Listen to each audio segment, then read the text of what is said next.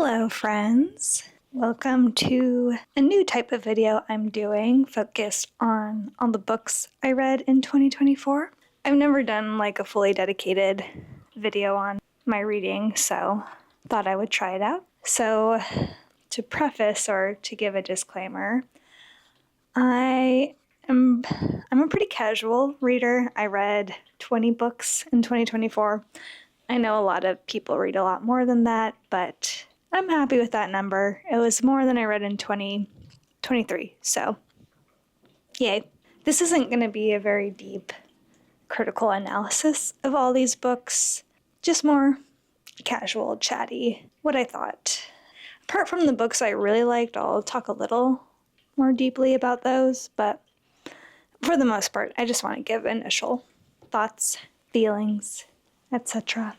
I have my pile of books here and my Kindle. I am mostly a Kindle girly. Most of the books I read were on the Kindle. I have a few rules for myself when it comes to buying the physical copies.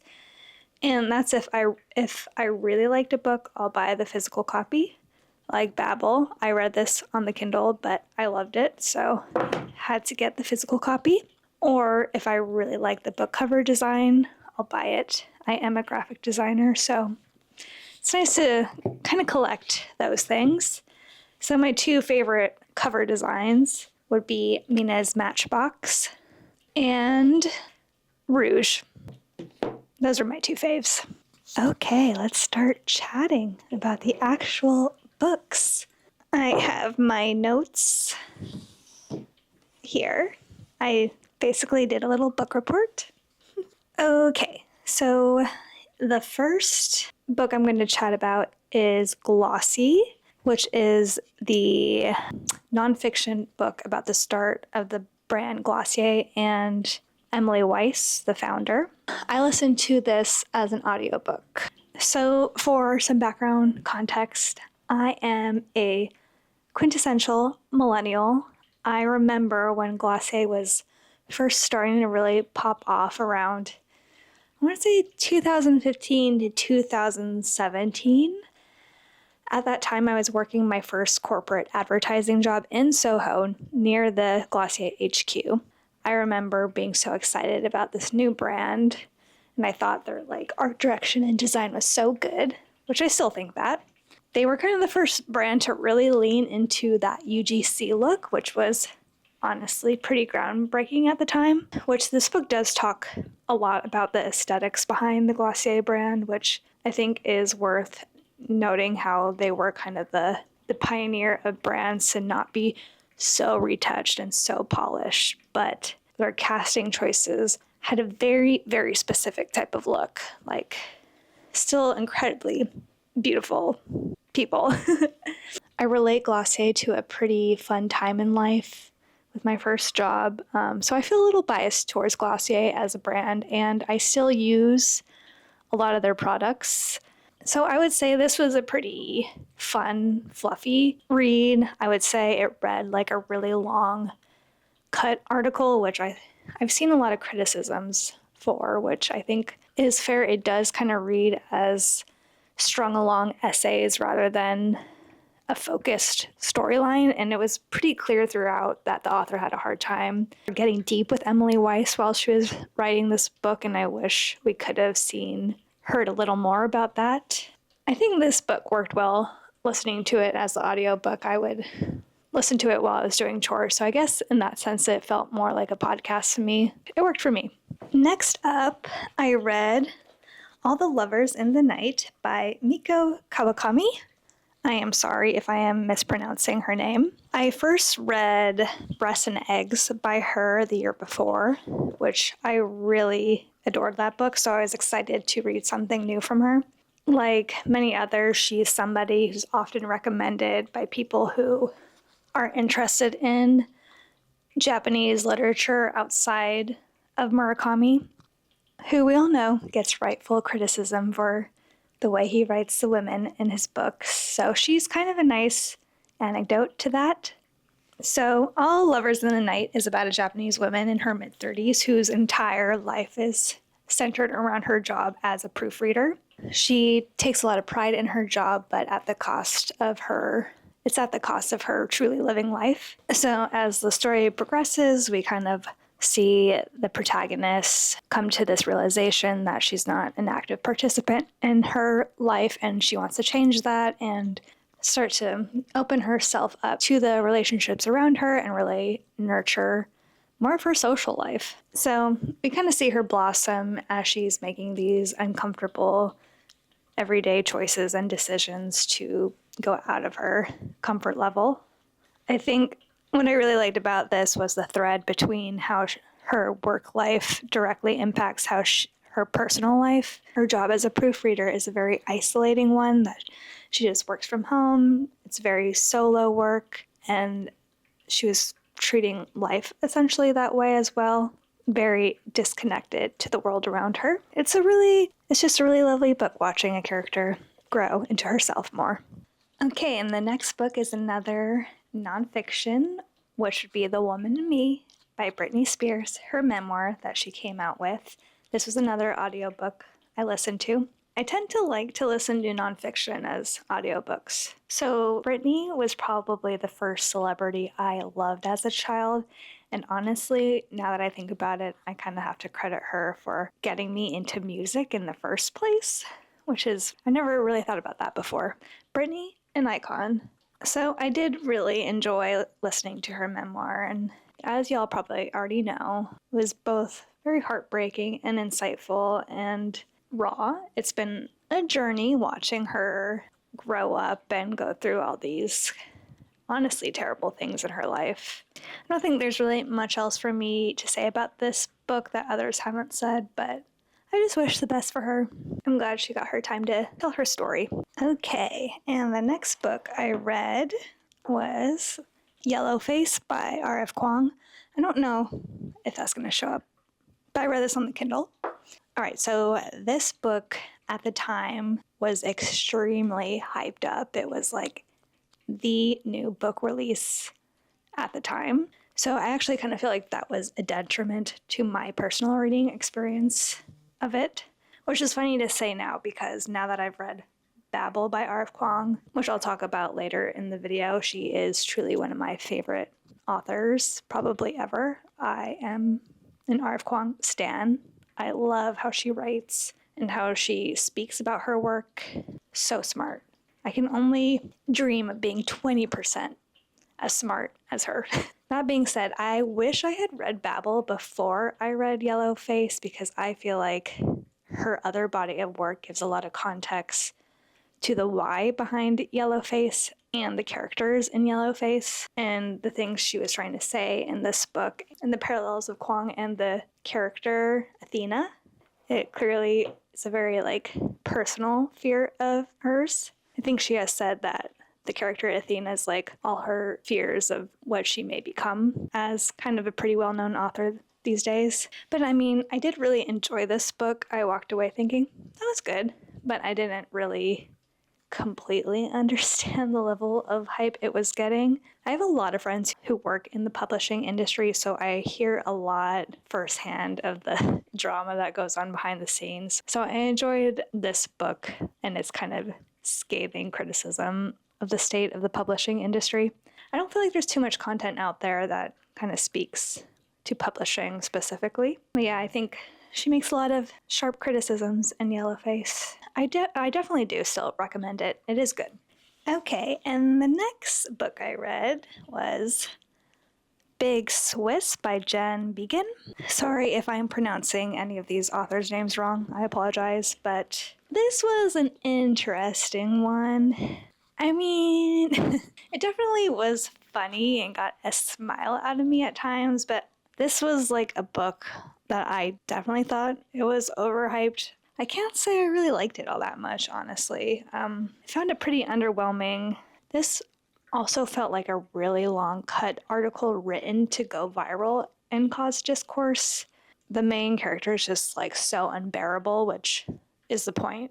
I get that you're not really supposed to like her, but I don't know. It made getting through this book grating for me. And there were some questionable jokes in here that I don't think actually really landed as satire. I don't know. I can't say I recommend this one. Sorry. Okay, next is the Kindred Curse Saga by Cole. I read the first 3 books, so I'm just going to group it into one thing. I don't want to talk about every book individually. I am somebody who likes to read a mix of things, so I like my fun romantic-y stuff. And then I also like, more contemporary literature. Anyway, I'm just trying to get a good mix in there. Honestly, I think it's important not to read only one type of genre. The Kindred Curse Saga by Cole. I'll say the first book definitely hooked me. I really had a good time. I think also for me, Cole's writing, I think is genuinely pretty good, especially compared to a lot of romantic books out there that the writing level is just not it. What I liked about this series was that it felt like a true slow burn. I hate when the couples get together too soon. I hate it. I appreciate the slow burn. I would say the world building and magic, nothing that unique or impressive to write home about, but I think that's okay because I really enjoyed the character development throughout. I will say the second or third book I didn't feel as hooked as I did in the first one. I was kind of falling off a little bit, and I'm not necessarily checking when the fourth one is coming out. Actually, I don't even know if it is out. But I had a good time in the first 3 books. If you like a slow burn, I think this could be a good series for you. Next up is Death Valley by Melissa Broder. This was actually a gift from my best friend for my birthday. She knows I like weird stuff, and this story definitely is a weird one. This is one of those books where the cover caught my eye, not gonna lie. It was a nice, quick read. It's funny because I think I read this book around the springtime, and I actually went to Joshua Tree like a few months later, and I wish I had saved it for the trip because it would have been that much more immersive to be reading this book in the environment it takes place in. I love a story that's not afraid to get weird, and this book definitely goes there. She enters this strange portal in a giant cacti.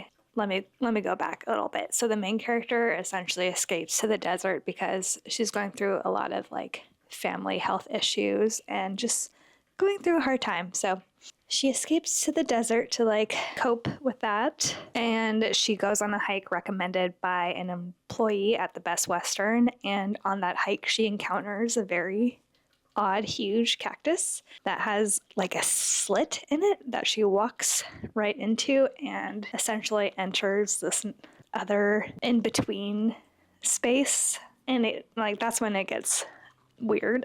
I will say I found myself wanting this book to push the weirdness even further and stranger than it did really. It's a quick summer read, I would say. Next one would be The Crimson Moth by Kristen. Oh my god, I'm not going to get this last name right. Ciccarelli? I'm sorry. The Crimson Moth, or you might also know it as Heartless Hunter. I think Heartless Hunter is the UK title. I'm not entirely sure, but yeah, this was my second romantasy of the year. I had a great time with this one. I liked that it was based around witches.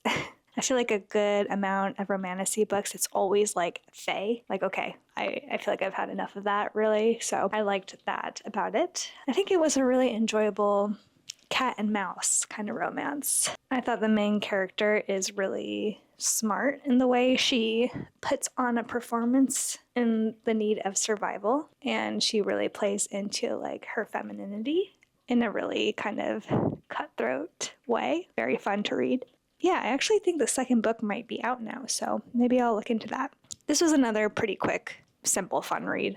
Okay, and my third nonfiction of the year, I read I'm Glad My Mom Died by Jeanette McCurdy, which I feel I was a little late to the game in reading this, but I'm glad I read it. I also listened to this as an audiobook because Jeanette McCurdy narrates it, so it just feels a lot more powerful hearing it directly from her voice, so I'm glad I listened to the audiobook of it. What else is there to say? It's heartbreaking to hear her story. I was a huge iCarly fan at the time, so, to hear behind the scenes pain she went through with her mom is just so awful. It's very rough to hear or read or watch these documentaries about these child stars, but it is very necessary to listen to these stories. I think I actually watched the Nickelodeon documentary that came out around the same time as this, so had a lot of realizations about my childhood content. Disturbing. A lot of harsh truths in there. But I did really love how she spoke about her friendship with Miranda Cosgrove. I'm so glad that they had a really genuine, healthy friendship growing up. Even if they did end up kind of growing apart as adults, it sounds like there's still so much love there. I just love that. Okay, I'm excited to talk about this one, which is Rouge by Mona Awad. This was my second favorite book I read this year. I really loved this one. Also, as a designer, I love the cover. I really do. So I have to shout that out. So Rouge is about a woman named Belle and her obsession with skincare and how that obsession kind of directly connects with her relationship to her mother, who just passed away under very mysterious and questionable circumstances. So she returns home to Southern California to kind of deal with the aftermath of her mom's death. I think this book, it has a lot to say about the state of beauty standards nowadays and the kind of cult-like energy around skincare and consumerism around all of these 12, 14-step skincare routines. So I really enjoyed what she was saying in this book. It actually felt very David Lynch to me, so if you're a David Lynch fan, I would recommend this book. There's just a creepiness and uneasiness in the setting of Southern California that's just hanging on the pages. You just feel like a little knot in your stomach when you're reading this one. It did take me a second to really get into. I feel like it did start a little slow, but once it picked up, it really picked up for me. I think this author has a really disturbing way in writing madness in her characters, and I myself felt like I was kind of stuck in a fever dream by the end of it. So I got to read Bunny by her. That's her other book people seem to really like. Would recommend. Okay, and time for my favorite book of the year that I read. That would be Babel by R.F. Kuang. I would say this is actually probably top 10, maybe top 5 favorite books I've actually ever read. So obviously I recommend you go pick this one up. So Babel, it's a historical fiction set in 1830s Oxford. It's a love letter to resistance and language, and I feel like I walked away from this book having a greater appreciation for words and language and just a curiosity around language. She clearly is very passionate about etymology. Reading the magical system, it just blew my mind how knowledgeable R.F. Kuang is and how much detail she puts into her magic system. It is one of the most unique systems I've read. It's all based around translation and the meanings that get lost in translation, and that's where essentially the power comes from when they're using this magic. It's an extremely smart book in every aspect, from the historical context of the setting and the characters. Oh my, some of the best character development I've ever read. I was attached to these characters. I feel like every part of this book served a purpose to the story. Nothing felt gratuitous. And yeah, I think she's making a really pointed statement about colonization in the academic world and what it means to colonize language, which is something I've never even thought about before. Please give this a read. Loved it. The next one, very different vibes, very spicy, and that would be Nocticadia by Carrie Lake. Oh, Nocticadia. This is a spicy one. Honestly, I was enthralled the whole time. It's a dark academia romance between a college student, and her professor. It does have a bit of body horror, just as a warning. There's some gross scenes in there. I actually started reading this on my flight over to Japan, and I will say it made that 14-hour flight feel like it went by fast because I was in it. It's honestly probably the spiciest book I've ever read. Yeah. I don't know. I don't know what to say. I had a good time. Okay, next one. City of Gods and Monsters by Kayla Edwards. I didn't like this one. I felt like a victim to book talk when it comes to this book. People seem to love it. I don't get it, but that's my opinion. I picked this book because I think I read this around Halloween, so it was giving kind of like spooky vibes, you know, with the vampires and the werewolves and the demons, so I thought it would fit the time of year. I did not like this book at all. It was a slog to get through. It was way too long. It did not need to be as long as it was. The main character was very predictable and a character I feel like we've all read a million times before already. Very formulaic, this story. This was kind of a book where I'm like, I could have just DNF'd that, but yeah, I don't really recommend it. Next book I read was Venus Matchbox by Yoko Ozawa.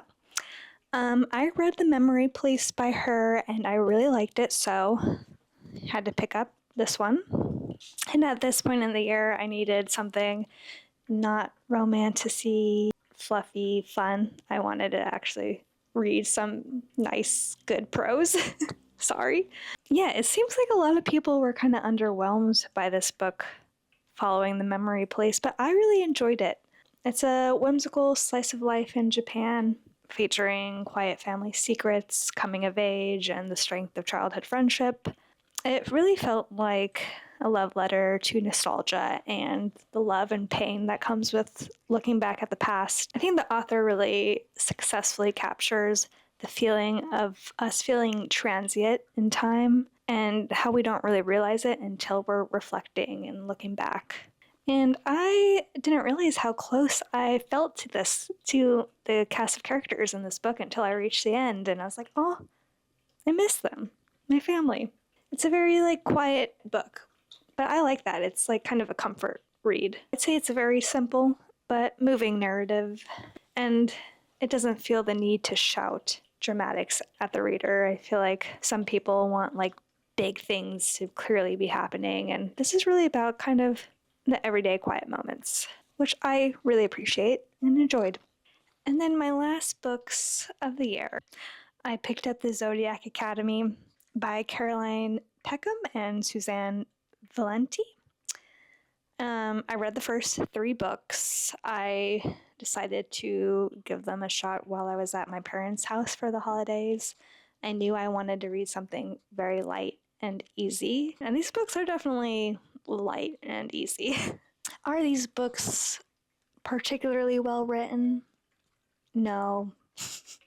Are they fun? Yeah. I had fun. I mean, I read the first 3 and they're very quick to get through. I would say it's definitely fan fiction energy, but in a way that was entertaining enough to me that I can bear it. I did find the main characters, the twins, off-putting. The way they write them, it's very not like other girl energy. Like, it doesn't feel like there's like, honestly, not really any well-written female characters, which is disappointing. I like that the magic system is based around astrology in this book, and I wish they just kind of expanded on that and had that be the focus of this book, but it felt like they were doing too much. It's kind of all over the place, like with the magic system is based on astrology and also the power of the elements, but also they turn into different species, so there's like werewolves and vampires. It's just like, can you just pick one? Maybe 2? Too much. The intention is, with the romance in this one, is very enemies to lovers, but just to warn you, it's a very bullying energy, like in a way that's actually abusive and uncomfortable. And it makes it hard to root for any of these couples, honestly. I think it's going to take me a while to want to pick up the 4th book, but we'll see. They're such fast entertaining reads. I'm sure I'll eventually pick it up, but it's not a priority. It's not a series I would necessarily feel good recommending, but I did have fun. So take that how you will. Okay, and that was all the books I read in 2024. Hopefully you got some ideas on some of these books. Maybe you'll want to pick one up. Maybe you won't want to touch one of them. I don't know, up to you. But it was nice to chat through and really kind of look back on everything I read and do my little book report. That's a muscle I have not exercised in a long time, so it's good for me. Thank you for tuning in and watching. Chat later.